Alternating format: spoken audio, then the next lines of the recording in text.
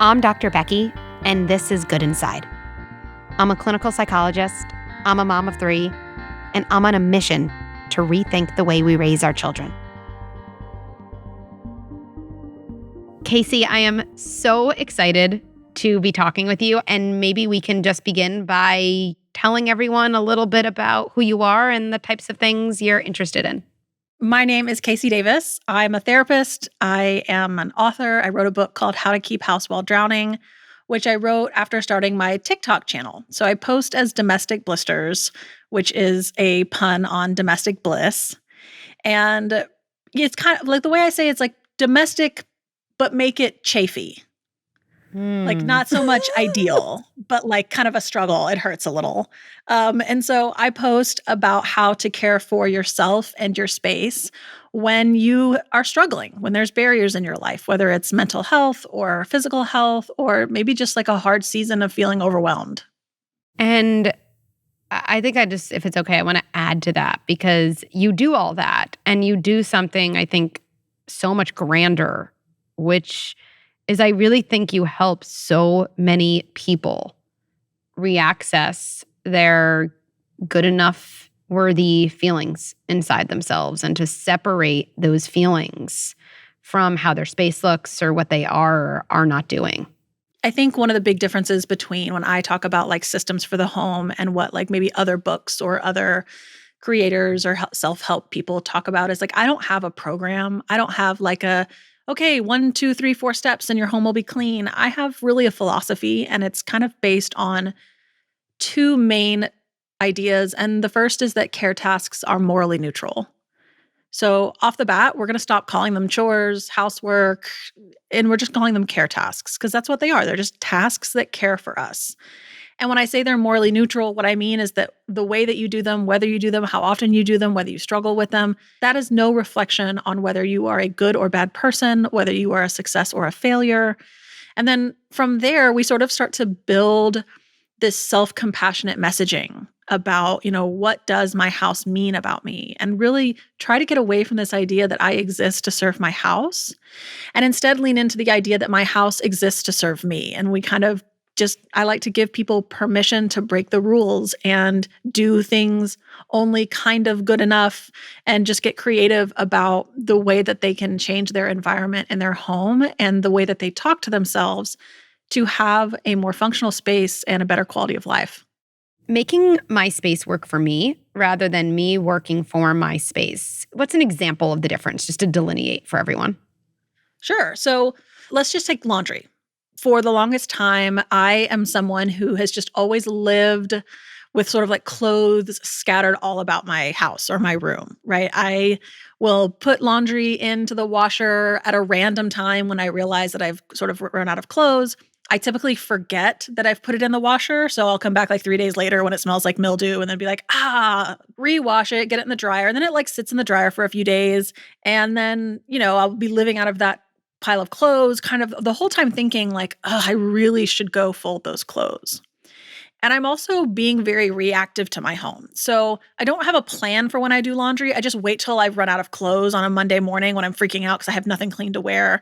And I don't have a plan for when I do my dishes. I just sort of wait until I can't find a dish. I don't have a plan for when I change my sheets, except for the night that I crawl in and realize that there's like cat litter in the bed because my cats have walked all over it. So it's sort of this 2-part. One is that I started thinking about me and my brain. So I have ADHD. I have 2 little kids. And so I started creating little patterns for myself where I was like, okay, I'm just going to like change my sheets every Thursday. And maybe like the general advice out there is like, well, you really only need to go every 2 weeks. But my brain doesn't compute like 2 weeks at a time.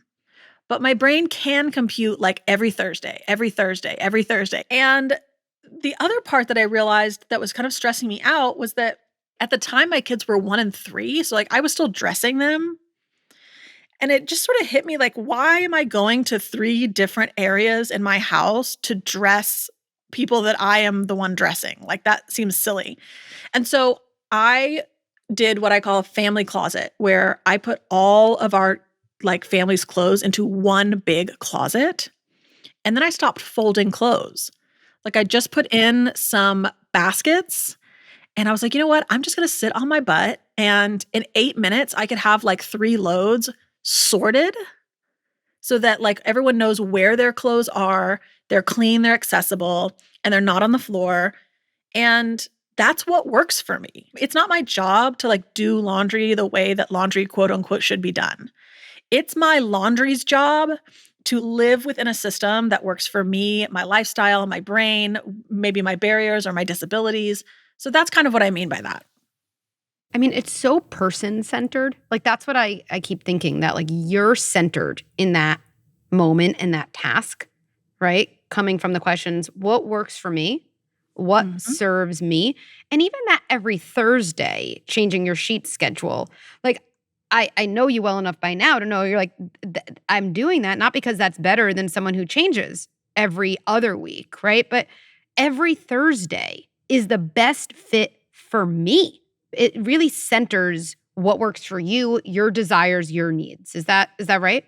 Totally. And I was recently actually on my channel talking about patterns versus routines. And a lot of people like to say, oh, like ADHD people like routines, or like that new mom should get on a routine. And like, that's not actually true. I don't actually like routines. I like patterns and rhythms. And when I explain the difference would be that like routines are usually like connected to a time. So, like, here's my morning routine. A routine has multi-step phases. So like wash your face, then brush your teeth might be a routine, but like there's a lot of steps in that, right? But the biggest thing comes down to this. A routine is an expectation and a pattern is a tool. So I might develop that when I clean my kitchen, I have a pattern and a rhythm that I do every time. I clean all of the trash and throw it away. I put all of the dishes in the sink. I put up all the things that go in the cabinet. And then I take all of the dishes from the sink and I organize them, still dirty, with likes. Then I open my dishwasher and load them in category at a time. Then I sweep my floor and then I go from left to right around wiping everything down. And I don't have to do that at any time. I don't need to, make sure I do it every night or every Sunday or every whatever. But when I find, oh, I'm noticing that my kitchen isn't functional anymore. I want to reset my kitchen so that it's more functional for me because I am a person that deserves a functioning kitchen, not because kitchens should look a certain way or because that means anything about me to have a messy kitchen. I go in with this pattern. And what it does is that it kind of puts me on autopilot. I don't have this decision paralysis. I'm not having to think about what I'm doing. It moves pretty quickly. So that is something that serves me. That's a tool that I use to help me. As you're talking about this, it feels like a dance. Like there's like a dance to it. Like, like if we Well, that's why you say rhythms. Yeah, right? Like you're on the dance floor and I don't know, for me, I'm not like a dancer professionally, but if I'm dancing, I'm not like, oh, I didn't do that exact move I wanted to do. I'm such a horrible person. It's like, lighten up. Like, I kind of know what I want to do and a couple moves I got down, but like, it doesn't have to be so prescriptive. And I think that prescriptive nature you're saying is what is so equated with morality for so many of us. And then the irony is then we activate the shame spiral. Shame is a freeze defense state. We can't do anything in that way. Then we see that as more evidence that we're a horrible person. And then we're just, in an abyss. Totally. And this idea that, I don't need to self-improve to reach the mountaintop of worthiness. Like, I'm worthy now. The only reason I'm trying to quote unquote improve anything is because I'm a person that deserves to function. Like, I deserve to wake up in the morning and roll into getting my kids ready without like feeling the stress of like searching for the cup they were drinking for yesterday that is probably curdled milk under the fridge. And now I'm like trying to hand clean it while they're like crying because they're hungry. Like, that's stressful. Yes. I'm not a bad mom if that happens. It's just stressful and it's more enjoyable and functional for me. And the cool thing about rhythms over routines, and this was I learned that language from a friend of mine who's a psychologist, Dr. Leslie Cook. But when you think about rhythms, like, you can have an every Thursday rhythm, right? Like, you can have that pop song that is a predictable beat and it's, the same thing, the same pattern. But then you can also have like a jazz rhythm that isn't predictable, isn't every Thursday. And so I can have a rhythm that is every night I like to do these 3 things. But I can also have a rhythm that is I don't necessarily have a plan for my bedroom, but when I start to notice my bedroom isn't serving me anymore, I have a pattern where I get 4 baskets. One's for trash, one's for laundry, one's for dishes, and one's for things that belong into another room. And then I start at the top, right? All the trash, all the laundry, and I find that I'm getting things done quicker. I'm not struggling with motivation. I'm not struggling with the task initiation of, ugh, I need to do that, but it's going to be so awful. It just really circumvents a lot of barriers that we feel about sort of getting the momentum going in addressing our space.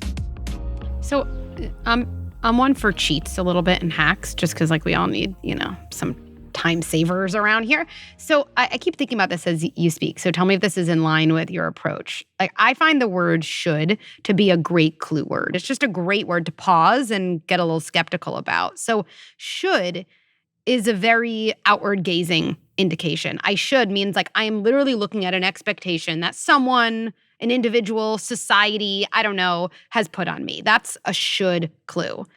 And that also really links with morality, right? Because when I should do something, there's some connection with like, I'm a better person if I do this thing. I'm a horrible person if I don't. Like, I wonder if we all start to catch our shoulds. So for me, it might be like, I really should clean up all the toys that are still out after my kids, went to bed. I don't know.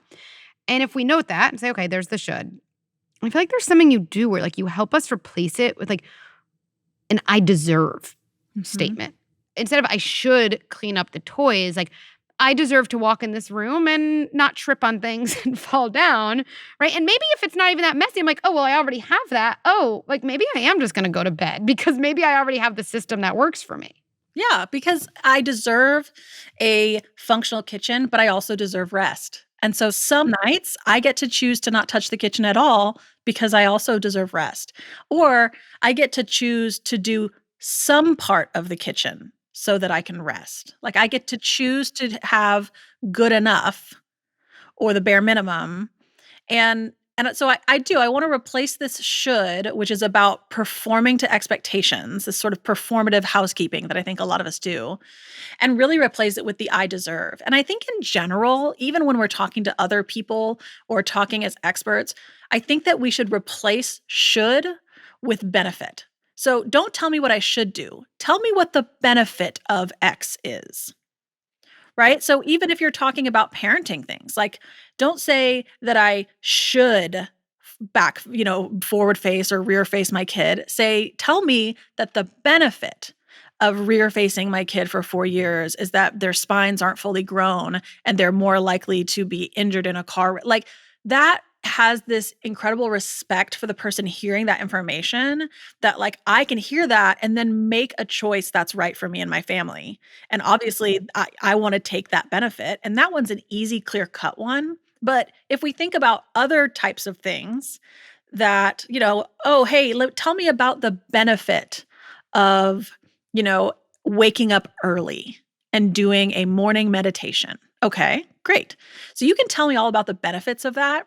And I get to listen to that and then go, that's great. However, the benefit of an extra hour of sleep for me right now during this season when I've got A, B, and C going on is actually a more important value to me now. And I'm going to choose to utilize that benefit over this benefit. And it just has so much more respect for the listener as the captain of their own ship, as the expert in their own life, to prioritize and deprioritize things in a way that best serves them. Well, it's also not controlling, right? And as humans, we don't like to feel controlled. Our kids don't like feeling controlled. We don't like feeling controlled because then we have to battle for our own existence and our individuality. So we have to take the other side of something. Right? I often think about this with potty stuff, like the way we say to kids, like, you have to go to the bathroom before we get in this long car ride. I'm like, if my husband ever said that to me, I don't even care how much I would pee in my pants. I would definitely not go to the bathroom because I would have to show him, hey, I'm my own person and I'm defending my existence by resisting. So no, I'm not going to the bathroom. Right? And a should is really, you should even face your kid backwards, or you really should get up in the morning and exercise. You would feel better, right? Someone else has to hold on to the other side, again, just to feel like an independent person. But you're right, showing someone or naming a benefit, right? first of all, you're owning it from your own perspective. Like, well, here's what we know, or here's what I know about getting up and exercising. And it leaves someone else still able to make any decision and feel like an independent person, because you're not doing it from a place of trust. You're doing it from a place of almost just like, here's some education on the matter. I trust you to then make your own decision. I think that's so powerful. And I think it decreases the shame that we feel too, right? And I think that's one of the problems with sort of the commercialized self-help industry, is that they'll take something that is a good thing, like waking up early and exercising. Like, there are a lot of benefits to that, but they moralize it by making it the sort of superior choice over any other benefit. And then the implication is, if you're not choosing that benefit, it's because you're not healthy enough, you're not enlightened enough, you're not smart enough, you don't have enough willpower, you don't care enough. When none of those things are probably true. You're probably just recognizing that in your own life, there's a different benefit. Like, none of us can have the benefit of all the things all the time, right? Like, we have to pick and choose. And if you're not, like, if I'm in a place where I'm not actually just like picking a benefit, I actually just I want to do this thing, I need this thing, but I can't seem to do it. Well, that's still not an issue of morals. That's an issue of ability. That's an issue of someone that needs support and skills and compassion and non-judgment. They don't need the extra weight of, I am failing because I can't make myself do this self-help advice. And I think for everyone listening, it's really powerful to think about both sides of that, because as soon as we say to ourselves, okay, I got up this morning and I did work out and like, I finally feel in some ways like a worthy, good person, that's as dangerous as staying in bed and, kind of shit talking yourself, right? Because motivating yourself or rewarding yourself in some ways from a place of morality only sets you up for the flip side. And I know you talk about that a lot too, in terms of rest, right? Like resting from a place of shame, right? Can you speak to that? It's your idea, so I'll let you explain it. So, yeah, I think that what happens to a lot of people is that they don't feel like they're allowed to rest until everything's done. And the problem with that is, when it comes to care tasks, which are cyclical and ongoing, they're never done, right? Like, we're not children. We don't have a finite list of 4 chores that we can then go play. It's never done. And when you have this moralized hierarchy of, it's always the more responsible, better, matured person thing to go do that task than to sit down on the couch, you will do and do and do and do and do. And then you'll kind of like start to not be able to do that anymore. And you'll start sitting on the couch and you'll start laying down and you'll start procrastinating and putting things off. But what will happen is that as you are resting there, you will be feeling so much shame about the fact that you are resting and not quote unquote working, that you won't actually get any rest. And then you'll feel like you want more rest, and you'll go, well, I just laid on the couch all day. How can I not sort of rally myself to do one load of laundry? And what we do is the conclusion we make is, I must not be working hard enough. I need to push myself more. But in my experience, for most people, it's counterintuitive. Actually, you need to rest more, but you need to rest fully and with permission, because if you were fully rested, people are afraid that if they allow themselves to rest with no strings attached, they'll just rest forever and just like atrophy into their couch. That will not happen unless you have other sort of disorders or disabilities happening that need more support. If I lay around, at some point I go, oh, now it doesn't feel comfortable to lay. Now I want to do something. Now I want to get this done. And so I think that resting in shame, I find that people that work in shame rest in shame. And I'd love to layer a couple things on top of that for everyone listening. Number one, just I think it's powerful to reflect on our own upbringing. And if you came from a house of, we don't sleep in, and come on, there's more than you can do, or it's even almost more indirect, like commenting on other families' laziness, or, in our family, the early bird gets the worm, right? Things like that. We pick up on these values in our own family of origin and who we need to be.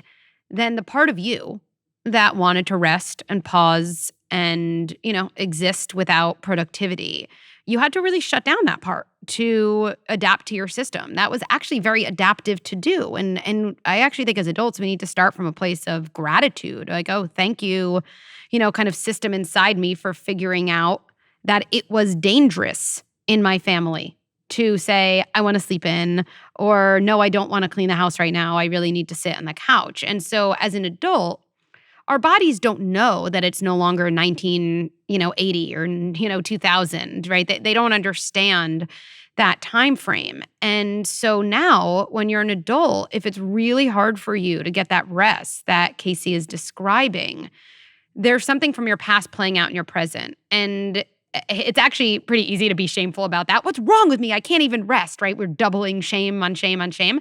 Yep. And I think the opposite messaging is really important, which is, okay, something powerful is happening right now. It is deeply uncomfortable for me to sit on the couch, and I'm learning something. I'm right now noticing this part of me. That was really helpful for my first, 18 years. It was really helpful to actually say those words. Thank you. Thank you for your years of service. You will probably continue to feel uncomfortable as I sit here for 60 more seconds. And still in that discomfort, I am showing you that it's safer now, that I can trust the part of me that needs rest, that it won't subsume the part of me that wants to get things done. And I think that that's a really different intervention than what most of us usually do when we're struggling to rest, and coming at it from a place of gratitude and understanding of our history, I think is often the unlock to practice this new skill. And it really is a skill, the skill of pausing and getting rest. And it reminds me whenever I talk about self-compassion and sort of, okay, I'm looking at the dishes in the sink and I'm saying, ugh, I'm such a failure. Okay, but what else could that mean? What's a more compassionate message? Because it could also mean that you have fed your family for the last 3 days. You have fed yourself. But what's funny to me is that whenever someone comes to me and says, I'm really trying to work on self-compassion, but I'm really struggling. I'm not very good at it. Like, how do I start? And the funny thing is, it's like you start there. You start with being compassionate with yourself about the fact that you're pretty shitty at being compassionate with yourself. What is something someone listening could do or think or consider differently right after this that really would have a big impact on their lives, the way that I think your framework does for so many people? Well, I think kind of the way the book approaches this whole subject is talking about some of the internal influences that we can start to shift, how we're talking to ourselves, recognizing the messages we're giving ourselves when we see that something needs to be cleaned or we don't want to go do that laundry, that care tasks are morally neutral, that, and that first step is just observation. It's just awareness. It's not trying to change anything. That first step is just recognizing how hard we really are being in our inner dialogue and our inner monologue with ourselves. And then from there you can move to, how can I take steps to be more compassionate, to put in a sort of a purposeful, different message. And then the other part of the book is really focused on the practical help. How do I tackle a mess? What kinds of things could I do with my dishes that would be easier? And I think that when people are looking for, okay, practically, where do I start? There's a kind of a couple of things. One of my favorite little breakdowns is the 5 things tidying method, which is, when we look at a room and we're feeling really overwhelmed and anxious about how much is in that room and how messy it is, reminding ourselves that in any room, there are only 5 things: trash, dishes, laundry, things that have a place and things that don't have a place. And I find that if we start and go category by category, so instead of just picking up any item and then trying to put that one item away, which tends to lead us to feeling overwhelmed, feeling decision fatigue, wandering about the house, getting distracted, not making enough progress, we stay in that room and just go category by category. And that is a really great starting point for people who are kind of overwhelmed and don't know where to start. And then the other one is when I talk about closing duties. That's my favorite sort of maintenance rhythm, which is, it came from because I was a server, and there's always a joke in the world of being a waiter that there's a morning shift and a closing shift. And the closing duties that the night shift does are to set up the morning shift for success, right? So they'll cut the lemons and roll the silverware and vacuum under the tables. So everyone who's worked at a restaurant knows that feeling of walking into the restaurant in the morning for your shift and looking around and there are no lemons cut and somebody didn't roll the silverware and you start screaming across, who closed last night, right? You just want to wring their necks. And it started off as a joke on my TikTok channel where I would walk down the stairs in the morning and I would look at the kitchen and I would go, ugh, who closed last night? The joke, of course, being it was me. And so when I started to think about closing duties for my house, this finite set of things to do that would put my kitchen back to functional. And I would do them by thinking about what do I need for the first few hours in the morning. So I'm not trying to make the kitchen perfect or even clean or, I'm really just saying, what do I need first thing in the morning? And I determined that actually I need only a few things. I need enough dishes to eat breakfast. I need enough counter space to safely prepare food. I need an empty trash can with a bag in it. And then, maybe I need to pack a lunch, or I always add a kindness to self. I want to pre-make my coffee. And if I do those things every evening, and I do them as a kindness to my future self, because morning Casey deserves a functional kitchen in the morning, that started this snowball effect of not only gaining a more functional space, but gaining a better relationship to self, a better relationship to motivation, a better relationship to care tasks. And it has really changed my life. And the key thing for me, because I was a stay-at-home mom when I started this, is that I would put my children to bed at 7, or actually my husband would put the children to bed. And I would use from 7 to 7:30 to do closing duties. And then I clocked out. It doesn't matter if the playroom is still a mess, if the laundry is undone, if I have to move a bunch of toys off of the couch to sit down after that. Once I made the kitchen functional for the next day, I clock out because I deserve to clock out. I deserve to be off the clock and fully rest and have some time autonomy, not jumping up and having to do things.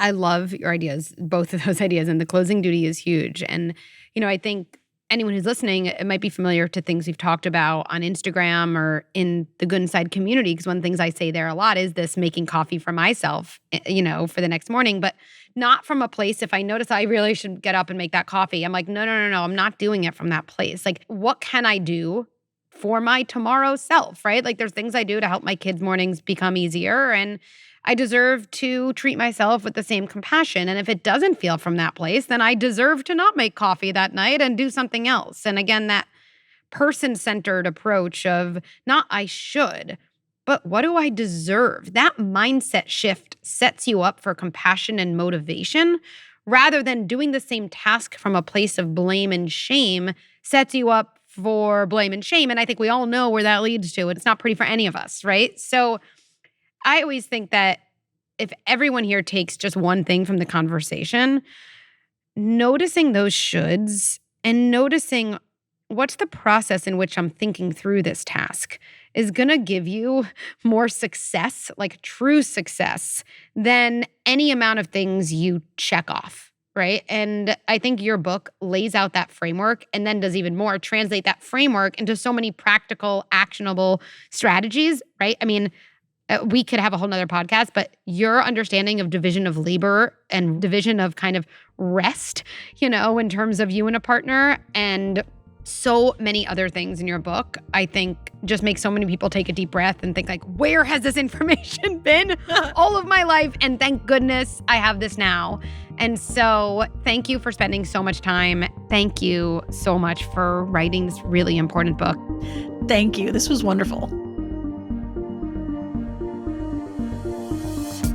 Thanks for listening. To share a story or ask me a question, go to goodinside.com/podcast. You could also write me at podcast@goodinside.com. Parenting is the hardest and most important job in the world, and parents deserve resources and support so they feel empowered, confident, and connected. I'm so excited to share Good Inside membership, the first platform that brings together content and experts you trust with a global community of like-valued parents. It's totally game-changing. Good Inside with Dr. Becky is produced by Jesse Baker and Eric Newsom at Magnificent Noise. Our production staff includes Sabrina Farhi, Julia Nat, and Kristen Muller. I would also like to thank Erica Belsky, Mary Panico, Jill Cromwell-Wang, Ashley Valenzuela, and the rest of the Good Inside team. And one last thing before I let you go. Let's end by placing our hands on our hearts and reminding ourselves, even as I struggle and even as I have a hard time on the outside, I remain good inside.